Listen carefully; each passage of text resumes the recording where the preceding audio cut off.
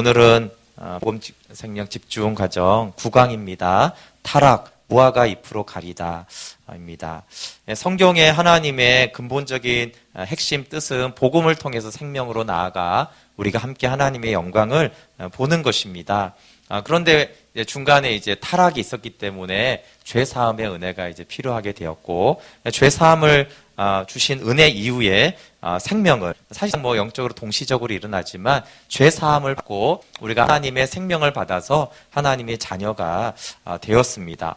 근데 우리가 이제 구원받고 죄 사함 받고 그러면 죄 사함이 목적이고 단순한 구원이 목적이면 하나님 우리 구원하신 다음에 바로 이제 에녹처럼 데려가야 되잖아요, 그렇죠? 근데 이제 이 땅에 있게 하신 것은 이 땅의 생명으로 살아가게 하셨고, 이 땅에서 아들의 형상대로 살아가도록 하셨습니다. 그래서 아버지와 아들의 존재 방식이 창세전에 사랑과 복종의, 내어줌과 복종의 관계였는데, 그렇게 하나님과 우리의 관계가 언약 관계 안에 있도록 우리를 부르셨습니다. 그래서 우리를 하나님의 형상대로 지었다는 것은 우리가 관계적인 존재로 지음받았고, 이제 자기 형상대로 지었다는 것은 아들의 형상, 하나님과의 관계에서는 우리가 복종하여 아버지 안에 거함으로 하나님 같은 하나님의 자녀가 되는 존귀한 자의 자리에 앉도록 우리를 지원받았습니다. 그래서 하나님과의 관계에서 복종이, 하나님의 말씀을 청종하는 것이 가장 중요한 것이 되고, 그것이 언약관계의 기초가 됩니다. 그런데 이제 말씀을 순종하는 것이 너무나 중요한데, 그러다 보니까 말씀 자체를 순종하려 하는 부작용이 생겼어요. 그것이 자꾸 율법주의로 흐르게 되는데, 지켜야 하는 말씀보다 하나님을 사랑하는 언약관계가 먼저라고 했습니다. 사랑의 관계는 언약관계를 위해서, 언약관계 안에서 말씀을 지키는 것이, 그것이 이제 하나님의 언약 안에, 사랑 안에 거하는 것입니다. 그런데 이제 창세기에 이제 죄가 들어오는데, 죄가 들어오는 단계가 이제 여러 가지가 있잖아요, 그렇죠? 그런데 우리가 이제 깨달을 수 있는 미혹됨의 시초는 보는 주체가 내가 될 때, 그때 사실 이미 미혹이 시작이 된 것입니다. 선악을 알게 하는 나무 열매를 먹는 순간이 이제 죄가 실행되는 순간이지만, 미혹이 시작된 데는 내 눈으로, 하나님의 눈으로 보지 않는 상태가 이미 내가 사단의 미혹을 받고 있는 상태구나. 사실 이제 그때 깨닫고 성령님을 구하고 십자가의 은혜를 구해야지 참 지혜롭게 되는 것이죠. 그래서 우리가 항상 깨어야 됩니다. 그런데 하나님이 이제 지난주에는 하나님이 돕는 자 되시다라는 주제였는데, 왜냐하면 이제 아담에게 여자를 돕는 자를 쳐줬는데 오히려 이제 여자가 이제 죄를 짓게 하면서 돕는 자의 자격을 상실했습니다. 여자만이 아니라 타락으로 인해서 모든 사람이 돕는 자의 역할과 어떤 지위와 능력을 상실하게 되었습니다. 그래서 여기 돕는 자가 에제르라는 히브리어인데 총 21번이 나오는데 2번이 타락하기 전에 이제 사용이 사람에게 사용되었고, 타락 이후에는 6번 전부가 다 하나님이 사용이 되었다고 그랬어요. 그래서 지금은 결혼할 때 여자가 돕는 배필이 아닙니다. 물론 남자도 돕는 남편도 아니에요. 그래서 인생은 근본적으로 도울 힘이 없습니다. 근데 인생의 비극은 도울 힘이 없는 인생을 자꾸 돕는 자로 생각하는 것에서부터 문제가 생깁니다. 성경은 인생은 도울 힘이 없다라고 말하면서, 그러니까 이제 하나님만이 너의 도움이 되신다. 그래서 내가 산을 향하여 눈을 들리라. 나의 도움이 어디서 올고? 그러니까 모든 사람을 기대해보고 다 해봤지만 없구나. 내 도움자가 없구나라는 그곳에서 천지를 지으신 하나님이 나의 도움이시구나 라고 고백하는 것. 그분은 낮의 해와 밤의 달도 상치 못하도록 늘 나를 지키시고 돌보시는 하나님이십니다. 그래서 하나님을 자기의 엣제르로 돕는 자로 삼아야 합니다. 근데 놀랍게 우리가 돕는 자의 역할을 상실했는데, 우리가 하나님을 도움 삼아 하나님 안에 거하면 우리는 돕는 자가 됩니다. 왜냐하면 이제 예수님의 생명이 우리 안에 있게 되는, 생명으로 살아가는 때는, 왜냐하면 내가 아니라 내 안에 예수님이 다른 사람을 돕잖아요, 그렇죠? 그래서 그 상태가 이제 다른 사람을 도울 수 있는, 가족이든 불신자든 교회 안에서든 그때서야 우리는 돕는 자의 역할들을 할 수가 있습니다. 그래서 이제 돕고 나서 주님이 하셨습니다라고 하는 것은 그분이 내 안에 거함으로 그분이 나를 통해 사람들을 돕고 세워갔기 때문에 우리가 그렇게 고백하는 것이죠. 네, 오늘 말씀은 이제 선악을 알게 한 나무 열매로 이제 죄가 들어왔고 타락을 했잖아요, 그렇죠? 타락한 인간이 이제 어떤 형태를 취하고 어떤 존재가 되어버렸는지 그것이 주제입니다. 그래서 타락, 무화과 잎으로 가리다인데요. 그 전에 하나님 품 안에 있었던 아담과 하와는 2장 25절 창세기 보면 벌거벗었으나 부끄러워하지 않았어요. 그러니까 벌거벗었지만 자신들이 벌거벗었는지에 대해서 별로 자의식이 있지 않았습니다. 그래서 부끄럽지 않았어요. 그 부끄럽지 않은 이유는 하나님 안에 있었다라는 것은 신약적으로 새 사람을 입은 상태인 거예요. 그러니까 마치 새 사람을 입은 것과 같은 모습이니까 하나님이 자신의 옷과 같은 역할을 하니까 부끄럽지가 않았습니다. 그리고 이제 그 안에 거하면 하나님이 드러나는 것이죠. 이것이 물고기가 물속에 있는 것처럼 인간은 하나님의 언약 안에 있을 때 자유롭고 부끄러움이 없습니다. 그런데 선악을 알게 하는 나무 열매를 먹으면 죽음에는 세 가지 성경에 죽음이 있어요. 하나는 딱 따먹는 것이 영적으로 하나님과 분리된 게 죽음이잖아요, 그렇죠? 그 다음에 이제 두 번째 죽음이 하나님과 분리됐기 때문에 육체가 죽는 것이 두 번째 죽이고, 그러면 육체가 죽은 다음에 영원한 죽음이 있어요, 그렇죠? 영원한 영벌과 영원한 생명으로 천국과 지옥에 가는 세 가지 죽음이 있는데, 이걸 먹자마자 이제 하나님과의 분리되는 죽음이 이르렀습니다. 근데 죽음의 분리의 현상에 대해서, 증상에 대해서 성경이 오늘 말하기를 그들의 눈이 밝아져 자기들의 벗은 줄을 알았다는 거예요. 그래서 속히 무화과 나무 잎을 해가지고 벌거벗음을 가립니다. 우리 7절 말씀 한번 읽고, 이게 죄의 정상입니다. 죄의 정상은 살인하고 간음하고 이런 게 처음이 아니에요. 그거는 물론 이제 가인 때 나타나는 현상이지만 죄가 들어오고 타락한 인간의 처음 나타나는 증상은 7절입니다. 같이 읽어볼게요. 시작. 이에 그들의 눈이 밝아져 자기들이 벗은 줄을 알고 무화과 나무 잎을 엮어 치마로 삼았더라. 예, 눈이 밝아지는 거예요. 자기 눈으로 확실하게 보는 거죠. 그 다음에 그 눈이 밝아진 현상이 드러나는 것이 뭐냐 하면 벗은 줄을 알고 그 결과로 인해서 무화과 나무 잎을 엮어 치마를 삼는 거예요.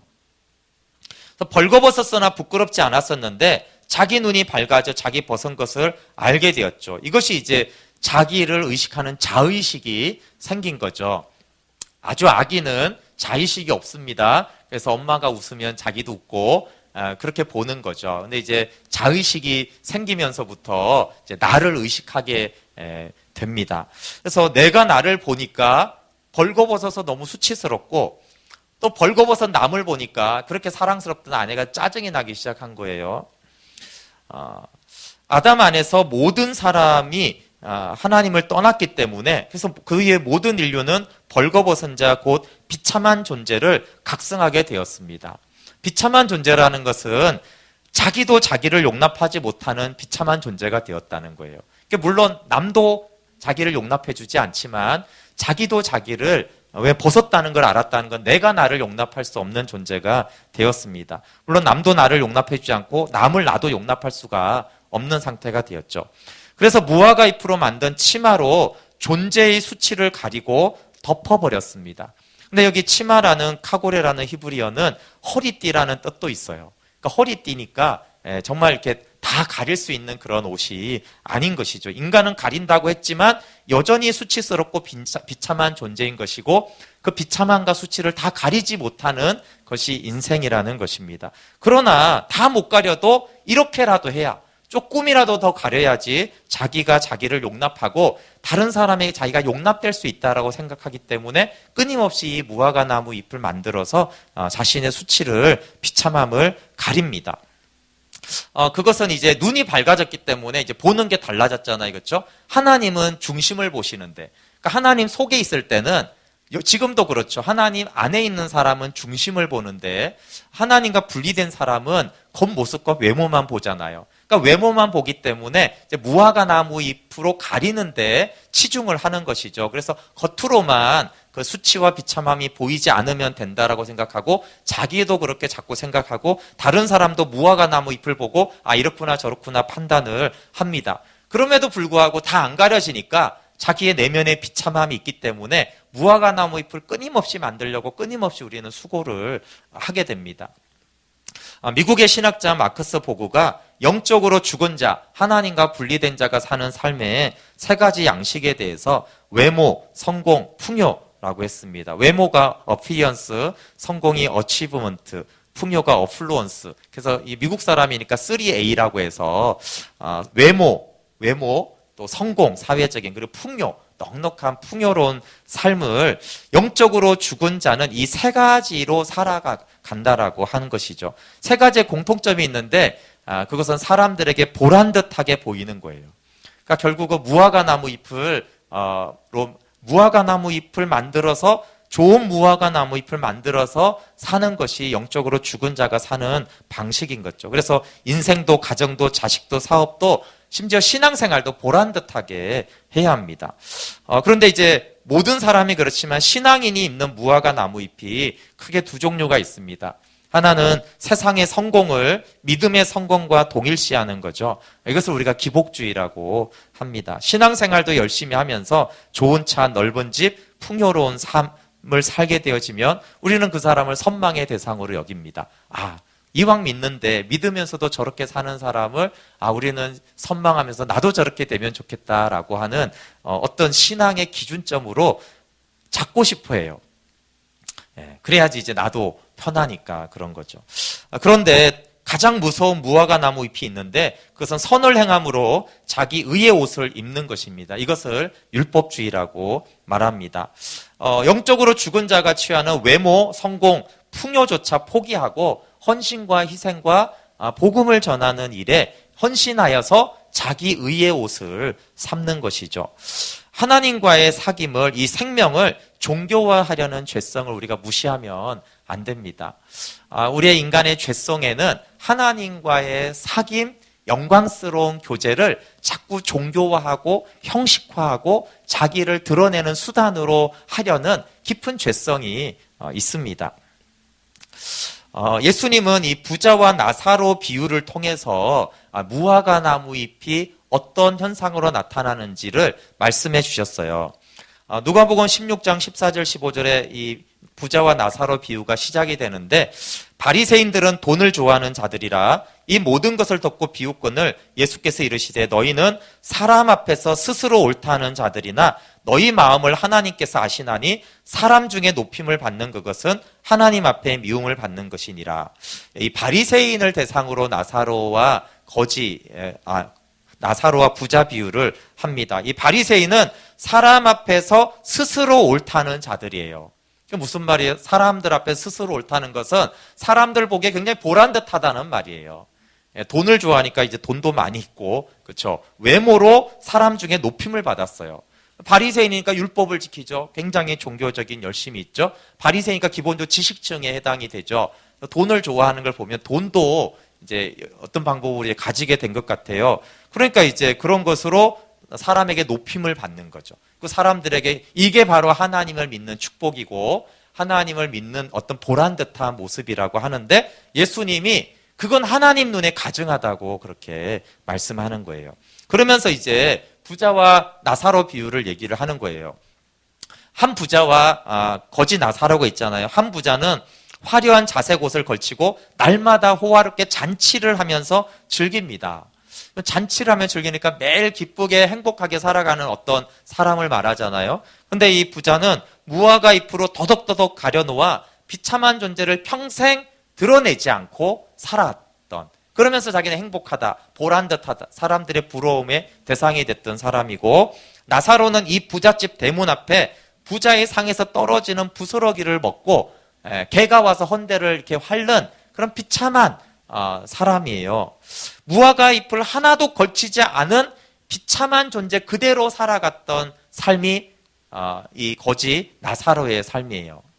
근데 이제 죽은 다음에 완전히 두 사람이 반전되잖아요. 부자는 어떻게 돼요? 무화과 나무 잎으로 비참한 존재를 가린 부자는 영원한 고통 지옥 속으로 들어가요. 근데 비참한 존재로 그냥 살았던 나사로는 아브라함의 품에서 안식해요. 여러분 여기 참 희한해요. 한 사람은 지옥에 들어가고 한 사람은 아브라함 품 안에서 천국에 있잖아요. 근데 이 둘이 뭐 했어요? 행위가 하나도 안 나와요. 잔치했다 이런 거 행위를 말하는 게 아니에요. 신앙생활도 하나도 안 나와요. 여기 이 두 사람의 비유는 딱 하나인데, 무화과 나무 잎으로 비참함을 가린 존재와 비참한데 비참함이 그대로 드러나는 존재, 딱 두 가지 특징만 있는 거예요. 전도도 하지 않았고, 하여튼 다른 건 하지 않았어요. 예배도 하지 않았어요. 구제도 하지 않았어요. 둘 다 구제하지 않았어요. 그래서 온갖 곳으로 자신의 비참함을 외면하는 자는 이 땅과 저 천국에서 다 지옥이라는 거예요. 영원한 고통이라는 거예요. 그런데 나사로처럼 실제 환경이 비참하든 아니면 굉장히 사람들에게 보란듯하고 존경을 받는데도 불구하고 자신의 거지 같은 비참한 존재임을 아는 사람은 아브라함의 품에 거하는 안식과 생명을 누리는 거예요. 근데 그게 죽어서만 그렇다는 게 아니고요. 지금 살아있는 사람들에게 말을 하잖아요. 니네 죽으면 그렇게 될 거다, 이런 협박하는 게 아닙니다. 지금 니네가 비록 바리새인이지만 내가 나사로와 같은 거지라는 그런 존재를 인정하고 안다면, 그러면 너희들은 아브라함의 품에 있는 자들이고, 그건 죽어서도 그렇게 될 것이고. 그러나 이제 비유는 너희들은 부자와 같은 자들이잖아요, 그렇죠? 그러니까 바리새인들이 실제로 막 잔치를 매일 한 건 아니잖아요. 그렇지만 너희들은 그 바리새인되어 무화과 나무 잎이 얼마나 많은지 아느냐? 너희들은 지금 아브라함의 품을 떠나서 불 가운데 고통당하고 있고 죽어서도 그렇게 될 거라는 얘기를 하는 것이에요. 그래서 심령이 가난한 자는 복이 있다고 했을 때, 이 가난하다가 구걸하다 이런 뜻이 있잖아요, 그렇죠? 천국을 구걸하는, 가난한. 왜 구걸합니까, 천국을? 왜 마음이 구걸하는 거지와 같아요? 왜냐하면 자기가 비참하기 때문에 하나님의 나라와 하나님의 의를 덧입고자 하는 그런 나사로와 같은 마음이 천국이 저희 것이다라고 한 말씀과 같은 맥락입니다. 그런데 자기 의는 선행과 신앙생활로 비참한 존재를 가립니다. 그것이 바리새인들의 특징이었어요. 그래서 자기를 의인이라고 여겼습니다. 하나님께 열심히 실제로 있었죠. 그리고 하나님을 위한다고 생각했지만 오히려 하나님을 대적했습니다. 로마서 10장 3절에 그들에 대해서 하나님의 의를 모르고 자기 의를 세우려고 힘써 하나님의 의에 복종하지 않는다고 했습니다. 하나님의 의를 모르고 자기 의를 세우려고 하나님의 의에 복종하지 않아요. 그러니까 내 의가 높으면 하나님의 의는 무시당합니다. 내 의가 사라지면 하나님의 의가 높아집니다. 그래서 내 의가 없어지면 예수님이 내 의가 되시고, 내 의가 높아지면 예수님의 의는 무시당하기 때문에 그것이 하나님을 멸시하는 행위가 되어집니다. 오페라의 유령이라는 유명한 뮤지컬에서 무화과 나무 잎을 벗고 참사랑을 받는 이야기가 나옵니다. 오페라의 유령의 주인공 에릭은 선천적으로 흉측한 얼굴을 가지고 태어났는데 너무 흉측해서 어머니마저도 용납하지 않았어요. 그래서 어머니가 어느 날 가면을 선물로 주면서 이 가면으로 얼굴을 가려라. 그건 네 평생에 이 가면을 절대 벗지 말아라. 만약에 이 가면을 벗으면은 모든 사람이 경멸하며 너를 떠날 것이다라는 이야기를 해주고, 그 이후로 에릭은 매일 이제 이 가면을 쓰고 살아갑니다. 근데 이제 천부적인 음악성을 가지고 있었기 때문에 이렇게 같이 오페라 가수를 하다가 오페라 가수인 크리스티나와 사랑에 빠지는데, 크리스티나가 가면을 벗을 것을 요청해요. 왜냐하면 참 사랑을 하고 싶은데 어떻게 가면을 쓰고 참 사랑을 할 수 있느냐? 그러니까 가면을 벗어달라고 합니다. 에릭은 그러면 내가 만약에 가면을 벗으면 내 얼굴에 키스를 해달라고 하는 조건을 갈고 가면을 벗습니다. 가면을 벗은 에릭의 흉측한 얼굴이 드러났을 때 한참 후에 크리스티나의 눈물이 떨어집니다. 사실 키스도 안 했지만 도망가지도 않았죠. 사실은 용납했다라는 뜻입니다. 그날 에릭은 죽는데 그것은 가면을 벗은 흉측한 자가 죽은 것입니다. 하나님을 떠난 인간은 무화과 나무 잎으로 자꾸 가리는데 그것은 에릭이 마치 가면을 쓴 것과 같습니다. 에릭이 이제 이 가면을 벗지 못하는 이유는 엄마가 말해줬듯이 이걸 벗으면 다 너를 경멸하고 떠날 거야. 왜 인간이 무화과 나무 잎을 벗지 못하냐면 세상이 그렇게 알려줬거든. 엄마처럼 네가 무화과 나무 잎을 벗으면 모든 사람이 너를 경멸하고 너를 떠날 거야. 예, 그건 맞는 말이거든요. 경험상 맞는 말이에요. 그래서 결코 가면을 벗지 못하고 무화과 나무 잎을 칭칭 감고 삽니다. 그런데 문제가 있어요. 가면을 쓰고 할 수 없는 일이 있어요. 노래도 잘할 수 있고 오페라의 스타도 될 수가 있는데 문제는 가면을 쓰고는 참 사랑을 할 수 없다라는 거예요. 그게 유일하게 할 수 없는 것입니다. 참 사랑이신 하나님을 만나는 일이 가면을 쓰고는 할 수 없어요. 하나님은 가면을 쓴 거짓 자를 깊이 만나주지 않아요. 그래서 왜 우리가 하나님 만나고 싶어요, 연합하고 싶어요, 정말 주님과 하나가 되고 싶어요 해도 왜 안 되냐면 하나님은 거짓 자와는 연합되지가 않으세요. 정말 우리 안에 정직한 자와 그렇게 참 하나가 되는데 우리는 가면을 쓴 상태에서 계속 구하기 때문에 올바른 것을 구하고 복음을 구하고 연합을 구해도 가면을 쓴 자와는 연합을 할 수가 없는 것이죠.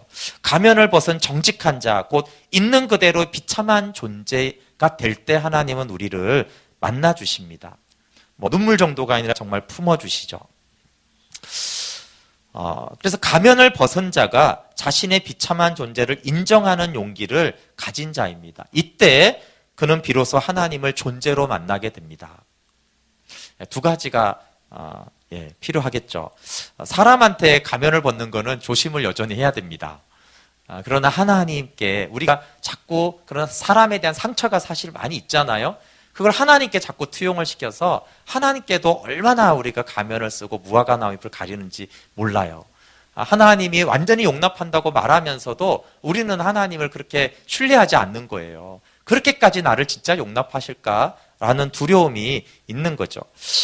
그런데 이렇게 존재로 하나님을 만나는 무화과 나무 잎을 다 벗는 것을 폴틸리는 이것을 존재가 되는 용기라고 했어요. 존재.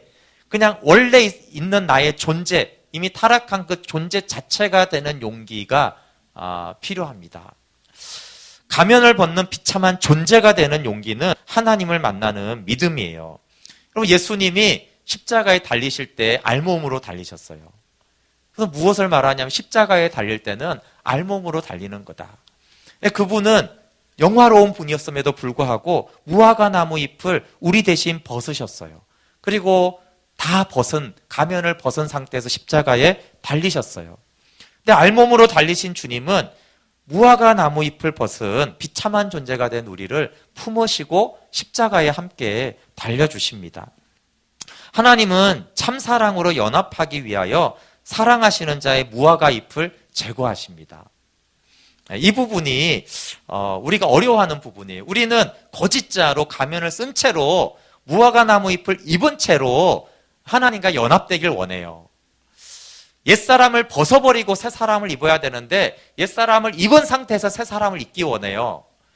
하나님은 회개하고 내게 돌아오고 했는데 그리고 회개하지 않고 하나님께 돌아가기를 원해요.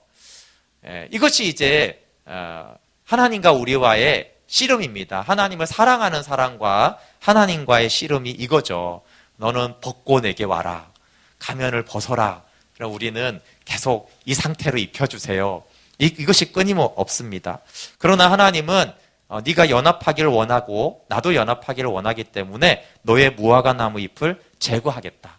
그래서 없어지면 비참해지는 그 무엇이든 그것들을 잔혹하게 제거하십니다. 그럼 무화과 나무 잎을 벗고 비참한 자신을 인정하고 존재가 될 때 그리고 십자가로 나아갈 때 연합이 이루어집니다. 그 대표적인 예가 욥입니다. 하나님은 욥을 너무나 사랑하셔서 너무나 잔혹하게 욥의 무화과 나무 잎을 다 벗겨내셨어요. 잘 알듯이 욥은 어느 날 재산과 자녀와 심지어 건강까지 완전하게 잃어버립니다. 존귀했던 자가 갑자기 심히 비참한 자가 되었어요. 그래서 욥이 구한 것은 죽게 해달라는 거였어요. 무화과 나무 잎이 자꾸 벗겨지면 우리는 죽기를 원해요. 무화과 나무 잎이 벗겨지면 우울하기 시작하다가 죽기를 구하고 논쟁을 시작합니다. 그런데 이 욥이 물론 자기 의만 있었던 건 아니죠. 자식도 재산도 다 그것도 무화과 나무 잎이었어요. 근데 그런 거 정도는 자기가 벗겨도 괜찮다라고 생각을 했는데 욥이 끝까지 포기하지 못한 것이 자기가 행한 선행이었습니다. 욥기 27장 5절, 27장 굉장히 많이 갔잖아요. 그렇죠? 그때서야 나타나는 이 욥에서 나오는 이 본성이 있었는데 이렇게 말합니다. 내가 죽기 전에는 나의 온전함을 버리지 아니할 것이라. 예, 나는 온전하다는 거예요. 그럼 내가 차라리 죽더라도 내가 죽기 전에는 나의 이 온전함을 버리지 않을 거라는 거예요.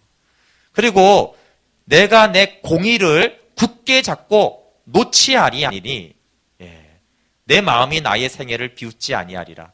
내 마음이 내 생애를 비웃지 않아요. 그러니까 내 마음이 나를 봤을 때 어떻게 해요? 멋있다 이거예요. 내 마음이 나를 보니까 의롭다 이거예요. 내 마음이 나를 보니까 공의로워요. 그래서 내가 내 공의를 굳게 잡고 나는 놓지 않을 거다라고 얘기해요. 하나님이 이제 이거 여기까지 드러내신 거죠. 처음에는 이제 다 보이는 뭐 재산, 자식과 같은 그런 보란 듯한 껍질을 벗기더니 이제 27장에 와서 이 내 의라는 공의, 선행이라는 내가 보기에도 내가 비웃을 것이 없는 괜찮은 나를 하나님이 드러내세요. 여러분 그래서 이 착한 사람, 돕는 사람의 무화과 나무 잎은 거의 철갑입니다. 무시무시하죠. 근데 하나님은 더 잔인하십니다. 그걸 다 벗겨내시죠. 다 뜯어냈어요. 욥기 40장 8절에 그렇게 말한 욥에게 말해요. 네가 내 공의를 부인하려느냐? 욥, 네가 내 공의, 하나님의 공의를 부인하려느냐? 왜 그래요? 아까 욥이 내 공의라고 그랬거든요. 욥은 욥의 공의가 있어요. 그것이 뭐라고요? 하나님의 공의를 부인해요. 그리고 너의 의를 세우려고 나를 악하다 하느냐 그랬어요. 여러분 우리가 내 의를 세우는 것이 하나님을 악하다라고 말하는 거라는 거예요. 근데 욥은 우리도 그래요. 우리가 우리의 의를 세우는 것을 하나님의 영광을 위한다고 생각하는데 그렇지 않고 네가 너의 의를 세우는 것은 곧 하나님이 나를 악하다고 말하는 것이다. 그러니까 욥이 죽어도 나는 안 놓겠다고 했으니 어떻게 한 거예요? 죽도록 하나님은 악하다고 말해왔던 거예요. 죽도록 하나님은 악하다라고 그렇게 평생을 살아왔다는 거예요. 그런 교만에 빠져 있었기 때문에 하나님은 이 무화과 나무 잎을 벗어버려야 됐습니다. 네, 100% 그런 의미가 아닌 건 다 아시죠? 1장에 기본적으로 하나님은 욥을 사랑하고 경건하고 나를 경외하는 자라고 했어요. 그렇죠? 그것을 전제로 욥이 얼마나 악한지에 대해서 말하고 있는 거예요. 자기가 가진 것, 자기 의라는 무화과 나무 잎을 온전히 벗고 비참한 존재가 되자 비로소 욥은 변론을 거칩니다. 욥이 한 말은 굉장히 옳습니다. 심지어 욥의 친구들이 한 말도 옳아요. 내 시작은 미약해서는 내가 창대하리라 이런 거 막 걸잖아요. 그렇죠? 네, 뭐 문맥을 안 보고 그냥 좋은 것만 하는데 친구들 말도 상당히 옳은데 하나님이 그랬어요. 욥의 말이 더 옳다고 너희들보다. 그런데 욥이 자신의 옳은 말을 그칩니다. 이게 비참한 존재가 하는 거예요. 욥이 왜 42장이나 길겠어요? 다 잘난 사람들이거든요. 욥 엄청 잘났죠. 새 친구가 여러분 끼리끼리 논다고 욥이 무슨 건달이랑 논 게 아니잖아요. 새 친구가 얼마나 경건해요. 그러니까 거의 목사 장로들 모여서 노는 거죠. 선교사들 모여서. 그러니까 다 옳은 사람들의 문제가 말이 많잖아요. 그렇죠? 사람들이 저보고도 말이 많다고 그래요. 그래서 네. 올바른 얘기, 성경 얘기, 논리적인 얘기, 합당한 얘기, 지혜로운 얘기 이런 말을 막 쏟아놓는 거예요. 거기다가 욥이 엄청 옳으니까 엄청 말을 많이 한 거죠. 그래서 하나님이 엄청 기다려야 됐어요. 그렇죠? 그래서 얼마나 읽는 사람이 우리가 힘들어요. 옳은 것 같은데 왜 정답은 없고. 예. 근데 그게 문제예요. 자기 의가 있는 사람, 옳은 사람, 바른 사람, 이런 사람들은 다 올바른 말을 하는데요. 해결책은 없어요. 욥이 틀린 말을 한 게 아니에요. 거의 옳은 말인데 해결은 안 돼요. 그게 자기 의와 정당함과 올바른 도덕적인 신앙적인 사람들의 한계예요. 근데 언제 이게 해결이 오냐면요. 욥이 입을 다물면서 해결이 와요. 내 비참한 존재를 알면 그 정당한 거를 더 이상 말하지 않아요. 그러니까 분명히 남편이 잘못했어. 근데도 말을 하지 않아요. 존재를 본 사람은 그래요. 존재를 안 보면 잘못했으니까 말을 하는 게 정당하잖아요. 그렇죠? 이게 욥의 상태에 있는 거죠, 우리가. 자식에게도 그렇죠. 변론을 거치고 입을 다뭅니다. 그리고 하는 게 있어요. 티끌과 재 가운데 회개를 해요. 왜냐하면 티끌과 재 가운데 회개하느라고 변론할 시간이 없어요. 변론을 안 하는 거죠. 시선이 제대로 왔어요. 자기의 사람들에게 나의 옳음을 주장하는 모든 신앙적이고 올바른 신학적인 내용을 멈추고 하나님 앞에서 나의 비참한 존재를 알고 티끌과 재 가운데 회개하는 자리에 왔을 때 비로소 존귀하신 하나님을 거기서 보죠. 여러분 수많은 신학과 엄청난 설교와 이런 곳에서 하나님 못 만납니다.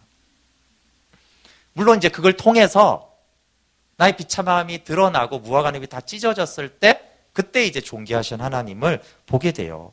근데 야고보서 5장 11절에 하나님이 욥에게 행한 일을 어떻게 표현하냐면요. 너희가 욥의 인내를 들었고 주께서 주신 결말을 보았거니와 주는 가장 자비하시고 긍휼히 여기시는 이시니라. 욥을 벌거벗겨서 욥한테 이런 일을 행한 것이 가장 자비하시고 긍휼히 여기신 하나님의 행동이라는 거예요. 동의되세요? 동의가 되면 십자가의 비밀과 연합을 아는 자이거나 곧 알게 되는 자예요. 하나님이 욥에게 행한 것이 가장 자비하시고 긍휼히 여기신 일이다. 그러면 주님과 연합이 아주 가깝거나 이미 들어간 사람만이 볼 수 있어요. 그렇지 않으면 이제 욥한테 하나님이 하셨으니까 그렇지만 그 욥한테 하시고 나한테는 절대 하시면 안 됩니다. 그렇게 하겠죠. 그러나 욥에게 한 것이 가장 자비롭고 긍휼이면 그런 자비와 긍휼을 저에게도 베풀어 주십시오. 이렇게 이제 하겠죠. 그것을 아는 사람은 욥처럼 당연히 이제 눈이 열어지게 될 날이 가깝거나 이미 온 것입니다. 여러분 참된 회개는 무화과 잎이 벗겨진 비참한 자리에서 이루어집니다. 여러분 욥이 회개를 안 했겠습니까? 욥은 자식들이 생일하고 잔치만 벌여도 번제를 드리겠잖아요. 제사를요. 회개하라는 거였거든요. 그런 욥이 회개를 안 했겠어요? 그런데 하나님은 그게 회개가 아니라는 거예요. 42장에 와서야 욥이 진짜 회개를 하는 거예요. 그러니까 우리가 교회에서 수없이 하나님 잘못했습니다. 용서해 주시고 그런 거는 욥이 어마어마하게 우리보다 훨씬 더 많이 한 사람이에요. 근데 그게 아니라 무화과나비 다 벗겨져야지만 우리는 진정한 회개를 할 수가 있어요. 무화과나무 잎이 벗겨진 자신을 보고 인정할 때에만 중심의 회개가 일어나면서 십자가의 연합이 실제가 되는 것입니다. 그때 부활 생명에 이르게 되고 하나님 품 안에 거하고 하나님을 눈으로 보게 돼요. 우리가 잘 아는 욥기 42장 5, 6절에 내가 주께 대하여 귀로 듣기만 하였사오나 이제는 눈으로 주를 배움나이다. 그러므로 내가 스스로 거두어 드리고 티끌과 재 가운데 회개하나이다. 여러분 이게 티끌과 재 가운데 회개한다는 건 우리가 잘 아는 표현인데 앞에 내가 스스로 거두어 드리고 물론 이제 이 표현은 내가 지금까지 했던 모든 말과 이것들 다 거두어 드린다는 건데요. 여기 스스로 거두어 드리고라는 마하스라는 히브리어는 자기 자신을 멸시하다 이런 뜻이 있어요. 그래서 NIV에서는 이렇게 번역했어요. 자기 자신을 멸시하고 티끌과 재 가운데 회개하나이다. 근데 아까 앞에서 27장에서는 뭐라고 그랬다고요? 내 마음이 나의 생애를 비웃지 않습니다. 내가 나를 봤을 때 어땠다고요? 괜찮은 사람이었어, 자기가. 내가 나를 봤을 때 내가 꽤 왜냐하면 그 데이터가 다 있거든요, 실제로. 신앙생활부터 뭐 구제한 것까지 다 데이터가 객관적으로 있었고, 그래서 내가 나를 보니까 비웃지 않는다고 했는데요. 근데 이제 창조주 하나님을 만나고 어떻게 바뀌었냐면, 내가 나를 멸시합니다. 내가 나 자신을 볼 때 멸시하고 있습니다라고 한 거예요. 자기를 보는 눈이 완전히 달라진 거예요. 네, 이게 회개가 나오는 이유예요. 자기 자신을 멸시하게 된 이후에 티끌과 제 가운데서 회개하나이다가 된 거예요. 이게 이제 진짜 받으시는 회개였고, 그 진짜 회개가 되니까 하나님을 눈으로 보는, 하나님과 완전히 연합되는 그 영광을 보는 눈이 열어진 것입니다. 자신이 비참한 존재를 발견하고 스스로 자신을 멸시한 거예요.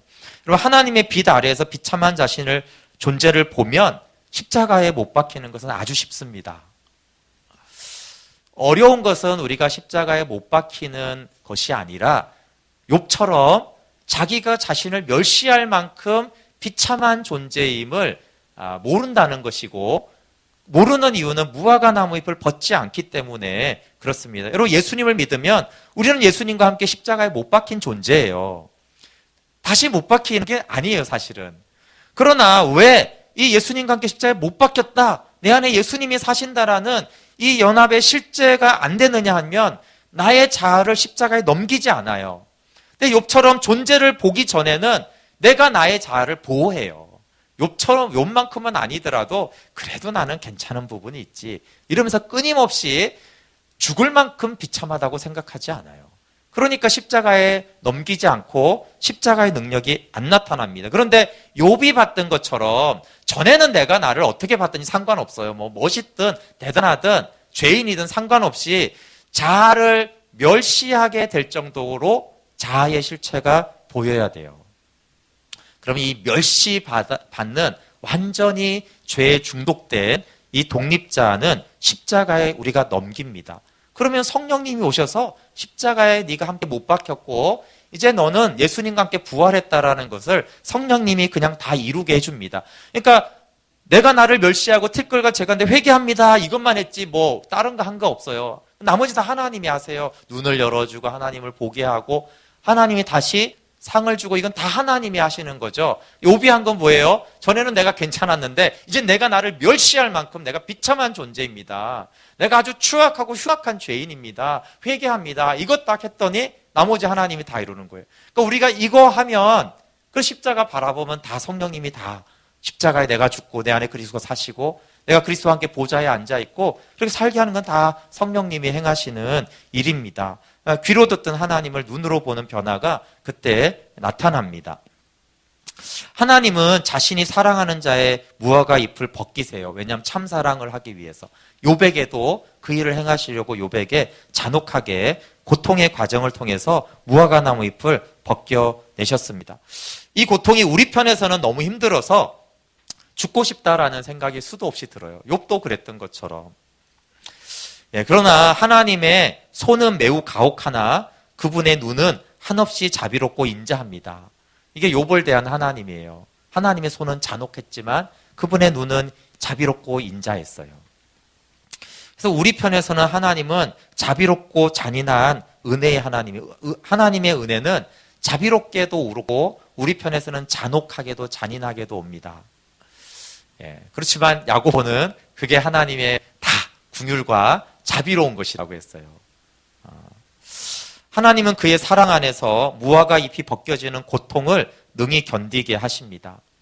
네, 여러분, 여기 중요한 것이 하나가 있는데 욥이 엄청나게 인내했잖아요. 그건 성경도 인정해요. 욥의 인내를. 그러나 욥이 인내했을까요? 아니면 하나님이 인내하게 하셨을까요? 사실은 하나님이 인내하게 하신 거예요. 물론 우리 편에서는 죽도록 인내해요. 죽도록 참고 인내하는 건데 그게 아니라 하나님이 견디게 하신 거예요. 왜냐하면 욥이 이렇게 있는데 욥기 처음에 보면은 사단의 말을 듣고 하나님이 욥을 보호하던 울타리를 거두세요. 그리고 나서 이제 사단이 공격을 하는 거거든요. 그리고 다 잃어버리게 되거든요. 그 하나님 울타리를 어떻게 하셨을까요? 완전히 없앴을까요? 아닙니다. 하나님이 더 넓게 치신 거예요. 그러니까 욥을 직접적으로 보호하는 건 다 없어졌어요. 그래서 비참하게 됐죠. 그러나 하나님이 보호하고 계셨죠. 그래서 하나님의 사랑 때문에 욥이 인내할 수 있었던 거예요. 타락했으나 비참한 존재임을 안 아담은 최초로 복음을 제대로 받아들인 사람이에요. 네, 오늘 우리 창세기 본문으로 한번 가볼게요. 무화과 나무 잎을 입은 것을 보았고, 우리 9절에 하나님은 무화과 잎으로 비참한 존재를 가린 아담을 부르십니다. 우리 9절 같이 한번 읽어볼게요. 시작. 여호와 하나님이 아담을 부르시며 그에게 이르시되 내가 어디 있느냐. 예, 비참한 존재가 된 아담을 부르셨어요. 그렇죠? 근데 아담이 그 소리를 듣고 벗었음으로 두려워하여 숨어버립니다. 10절을 한번 보실래요? 10절 읽어볼게요. 시작. 이르되 내가 동산에서 하나님의 소리를 듣고 내가 벗었음으로 두려워하여 숨었나이다. 네. 제가 이걸 준비하면서 이 부분에 깜짝 놀랐어요. 옛날에는 제가 이 아담이 죄 지으니까 이제 하나님과 동행하고 걸었는데 이제 숨었구나. 이게 죄의 현상으로 봤는데요. 오늘 보니까 이 아담이 놀라운 믿음의 반응을 하고 있어요. 뭐라고 말하냐면요. 내가 벗었다라고 고백해요. 내가 벗었다라고 하고 숨습니다. 이게 아담이 가죽옷을 입는 은혜를 입는 결정적인 이유예요. 타락은 이미 있었고요. 그러면 하나님이 왜 아담에게 가죽옷을 입혀줬을까요? 모든 사람이 가죽옷을 입는 건 아니거든요. 모든 사람의 그리스도를 옷 입지 않잖아요. 근데 아담은 가죽옷을 입었어요. 7절에 보세요. 7절 다시 읽어볼게요. 시작. 이에 그들의 눈이 밝아져 자기들이 벗은 줄을 알고 무화과 나무 잎을 엮고 치마로 삼았더라. 네, 아담이 지금 무화과 나무 잎을 입고 있어요, 없어요? 입고 있잖아요. 네, 벗은 상태가 아니고요. 현재 입고 있어요. 입고 있는데 어떻게 말을 해요? 내가 벗었다라고 그래요. 그러니까 이거 입고는 있지만요. 이거 아무것도 아니에요. 이거 입지만 자기가 벌거벗은 멸시해야 될 존재라는 거를 아담은 알고 있었어요. 그러니까 입고 있는 상태에서, 여러분 진짜로 벗은 상태에서가 아니고요. 입고 있는 상태에서 자기가 벗었다라고 고백하는 게 믿음의 눈이에요. 비록 타락했지만. 사마리아 여인이 남편이 있는데 남편이 없다고 하는 게 믿음의 눈이에요. 그렇죠? 진짜 연합할 대상은 없다는 거예요. 자기가 다 입고 있어요. 그렇지만 내가 벗었다는 거예요. 벗었으니까 가죽옷을 입혀주는 거예요. 근데 만약에 아담이 내가 입었으므로 이렇게 나왔잖아요. 가죽옷 못 입습니다. 근데 벗었는데 이 벗었음에 대한 것이 어느 정도로 자기의 자의식이 왔냐면요. 두려워하여 숨었어요. 이것도 놀라운 겁니다, 여러분. 여러분은 예배 때 나오고 말씀을 듣고 오늘도 이 말씀을 들으면 내가 벗은자이구나. 욥의 얘기도 들었잖아요. 욥이 벗은자면 나도 벗은자구나. 이렇게 이제 인식이 좀씩 오잖아요. 그 인식이 됐을 때 내가 벗은자이면 하나님 앞에 어떻게 한다고요? 두려워해야 되고 숨어야 돼요. 두려움이 임하셨어요? 숨으셨어요? 대부분 우리는 안 숨습니다. 두려워하지 않아요. 욥의 말씀을 듣고도 그렇지, 내가 자기 의가 있지, 내가 그거 벗어야 되는 존재지, 이렇게 생각은 하지 두려워하지 않아요. 근데 여기서 아담은 자기가 벗은 걸 알고요. 벗으면 어떻게 돼요? 하나님 앞에 숨어야 돼요. 하나님 앞에 엄청 두려워요. 왜 욥이 티끌과 재 가운데 막 회개해요? 이게 어떤 거예요? 두려워하여 숨는 행위예요. 너무 비참하니까 티끌과 재 가운데 있는 거예요. 감히 하나님 앞에 내가 어떻게 있을까? 물론 우리가 여러분 하나님 오시옵소서 이렇게 기도할 수 있지만요. 벗은 자임을 아는 사람은 그렇게 기도 못해요. 벗었는데 뭘 하나님이 와요? 오면 큰일 났지. 이사야도 그랬잖아요. 하나님 이러니까 저 사장인데 아우 주여 나를 떠나소서. 예, 내가 죽겠습니다. 난 죽어야 됩니다. 이렇게 했지 거룩한 하나님 오십시오 이렇게 하지 않았잖아요. 진짜 벌거벗음을 아는 자는 두려워해서 다 숨어요. 그래서 이 아담은 최초로 타락한 모든 인류의 욕을 먹는데 최초로 복음이 뭔지 알았어요. 예, 무화과 나무 잎이 얼마나 허망한 것인지를 알았어요. 여러분, 왜 우리가 하나님을 못 만나고 왜 십자가에 못 박힌가 부활이 왜 실제가 되지 않는지, 그것은 무화과 나무 잎 때문에 내가 벗었음을 모르기 때문에 그래요. 또 무화과 나무 잎을 약간 인식을 해도 두려워할 만큼 인식을 안 해서 그래요. 욥의 표현으로는 내 자아를 멸시할 만큼 무화과 나무 잎을 아직 안 벗어서 그래요. 그러니까 이제 우리는 사실 실제 복잡하잖아요. 사실 무화과 나무 잎이 한 겹이 아니라 여러 겹이 있기 때문에 뭐 망사가 됐든 뭐가 됐든 완전히 안 벗어요. 대충 벗고 나는 죄인이구나 이렇게 이제 하는, 욥의 회개나 아담의 회개와는 다른 회개를 하기 때문에 우리가 이 가죽옷을 하나님 확 못 입혀주시는 거예요. 뭐 심지어 이런 걸 해도 예배당 와서 막 졸리고 피곤하다, 뭐 양심에 좀 찔린다, 이건 하나님 보선자가 아니잖아요, 그렇죠? 두려운데 어떻게 졸음이 와요? 두려운데 지금. 그래서 하나님 말씀 앞에 떠는 자라는 게 그런 거죠. 하나님 말씀 앞에 떤다는 것은 하나님 말씀이 임했을 때 무화과 나무이 다 찢어져 버리면 너무 내가 벗었으므로 두려워하는 거예요. 그러면 그때 하나님의 은혜가 임하죠.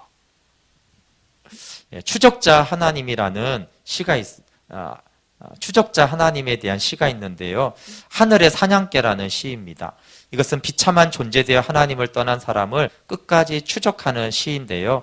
영국의 시인 프랜시스 톰슨이 하늘의 사냥개라는 이 시를 추적하시는 하나님의 사랑에 대한 노래예요. 그는 신학자와 의사가 되고 싶었는데 완전히 실패한 다음에 하나님을 만나고 이렇게 씁니다. 뭐 지금까지 얘기했던 것들을 보면은 될 것 같아요. 제가 읽어드릴게요. 나는 그에게서 도망쳤습니다. 밤과 낮의 비탈길 아래로. 나는 그에게서 도망쳤습니다. 세월의 아치 저 아래로. 나는 그에게서 도망쳤습니다. 내 마음의 미로로. 그리고 눈물의 안개 속에 그를 피해 숨었습니다. 그러고 허르는 웃음의 시냇물 속에 조망이 활짝 트인 희망의 가로수길로 달려 올라갔습니다. 그러다가 밀침을 받아 거대한 공포의 심연 속으로 쏜살같이 거꾸로 떨어졌습니다. 쫓고 또 쫓아오는 저 힘찬 발을 피해. 그러나 서두르지 않은 추적으로, 침착한 보조로, 유유한 속도로, 위험 있는 긴박성으로 그 발소리 울렸습니다. 그리고 발보다 더 급한 한 목소리가 울렸습니다. 내가 나를 배반하기 때문에 만물이 너를 배반하느니라. 제 곁에 저 발자국 소리가 멎었습니다. 제 어두움이 결국 쓰다듬으려고 내민 그분의 손 그림자였단 말입니까? 어리석고 앞 못 보고 약하기 짝이 없는 자여, 내가 찾는 사람이 바로 나야. 너는 나를 쫓아버렸기 때문에 사랑을 쫓아버렸었느니라. 이 시가 간단한 거는요, 계속 도망치는 거예요. 도망쳐요. 여러분, 도망치는 우리를 인정해야 돼요. 쫓기는 거죠. 누구를 향해 도망가요? 하나님을 도망가는 거예요. 아담이 숨었잖아요. 두려워해서. 하나님을 피하는 나의 존재. 예배당에 나와 있지만 내 마음속에 끊임없이 죄를 추적하시는, 나의 교만을 추적하시는, 나의 의를 추적하시는, 나의 비참한 존재를 추적하시는 하나님을 도망가고 있는 그 나를 먼저 봐야 돼요. 그리고 그러나 그분의 끝없는 추적에 결국은 잡히는 거죠. 그런데 나의 고통이 하나님이 쓰다듬으려고 내민 그분의 손 그림자였어요. 그림자니까 어둡잖아요. 도망 안 가고 그분의 손이 나를 붙잡게 했으면 이 고통이 끝나는 건데 계속 도망가니 하나님 손이 쫓아오잖아요, 이렇게. 그러니까 계속 고통스러운 거죠. 근데 그분의 손이 나를 붙잡았을 때 비로소 고통이 끝나고 그분의 사랑이 임하였습니다. 믿음은 그리스도의 사건에 참여하는 것이고, 그것은 예수님의 십자가에 죽고 하나님의 생명으로 태어나는 것입니다.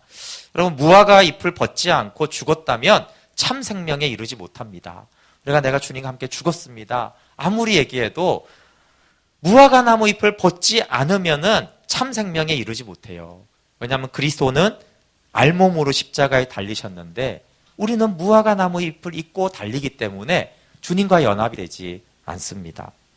그리스도 안에서 연합된 자는 벌거벗은 자고 벌거벗어서 주님 안에 거하는 자예요. 그러나 이제 주님으로 옷 입는 자가 된 거죠.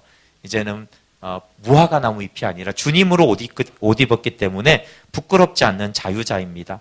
그는 더 이상 사람의 눈을 두려워하지 않고 사람의 영광을 구하지 않습니다. 도리어 수치와 멸시의 십자가를 자랑합니다. 하나님의 품에서 자의식으로부터 해방된 거예요. 크로스비 여사의 찬송시에 세상과 나는 간 곳 없고 구속한 주만 보이도다. 거지 나사로처럼 살아가는 사람이에요. 거지 나사로는 외적인 걸 말하는 게 아니에요. 우리가 실제로 비참하던 종기를 받던 나는 나사로입니다. 나는 개가 와서 헌대를 이렇게 핥아야 되고 나는 부스러기를 먹어야지 살 수 있는 그런 비참한 존재입니다라고 하는 자는 하나님 안에서 안식해요. 실제 그런 상황도 넉넉히 수용하고 자신을 용납하고 그런 비참한 나를 용납하고 그런 상황들을 넉넉히 용납하고 하나님의 섭리로 받아들이는 믿음을 가지게 됩니다. 함께 찬양하고 기도하겠습니다.